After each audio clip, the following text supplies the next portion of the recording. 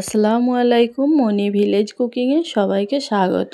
আজ আমি বানিয়ে নেব Ramzan special chicken tasty pakora. তো বন্ধুরা, ভিডিওটি স্কিপ না করে পুরো ভিডিওটি দেখার অনুরোধ রইল। চলো ভিডিওটা বানিয়ে ফেলা যাক।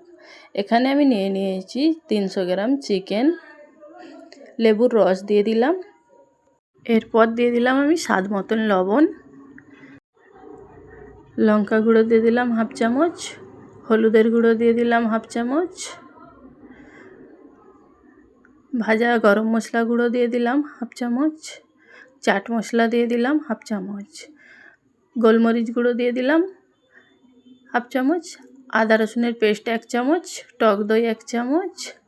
দিয়ে দিলাম এখানে বেসন। আর দিয়ে দিলাম 2 চামচের মতো কর্নফ্লাওয়ার। এরপর আমি হাত দিয়ে সুন্দর করে ম্যারিনেট করে নিচ্ছি। তো এই কাজটা আমাকে হাত দিয়েই করতে হবে, যার জন্য আমি হাত দিয়েই ম্যারিনেট করে নিলাম। তো আমার ম্যারিনেট করে নেওয়া হয়ে গেছে।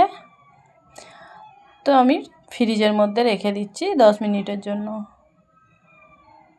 তো 10 মিনিট পর আমার গরম হয়ে গেছে তেলটা। আমি পকোড়াগুলো এক এক করে ছেড়ে দিচ্ছি তেলের মধ্যে। এইভাবে আমি সব চিকেন টেস্টি পকোড়াগুলো ভেজে নিচ্ছি। তো বন্ধুরা, ভিডিওটি দেখতে দেখতে অবশ্যই একটা লাইক করে দিবেন। তো আমার সব চিকেনগুলো দেওয়া হয়ে গেছে।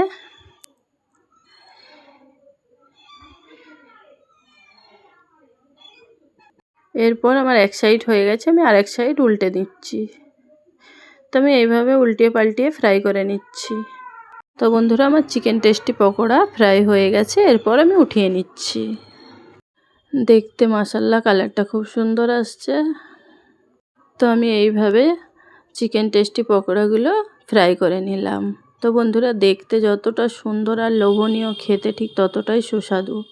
তো বন্ধুরা, আমার ভিডিওটি কেমন লেগেছে? যদি আমার ভিডিওটি ভালো লেগে থাকে অবশ্যই আমার চ্যানেলটিকে সাবস্ক্রাইব করে দেবেন। ফেসবুক পেজ থেকে দেখে থাকলে পেজটিকে ফলো করে দেবেন। এতক্ষণ আমার ভিডিওর সঙ্গে থাকার জন্য সুন্দর একটি কমেন্টস করবেন, যাতে আপনাদের কমেন্টস দেখলে আমাকেও অনেকটা ভালো লাগে। তো আজকের মতো সুস্থ থাকুন, ভালো থাকুন।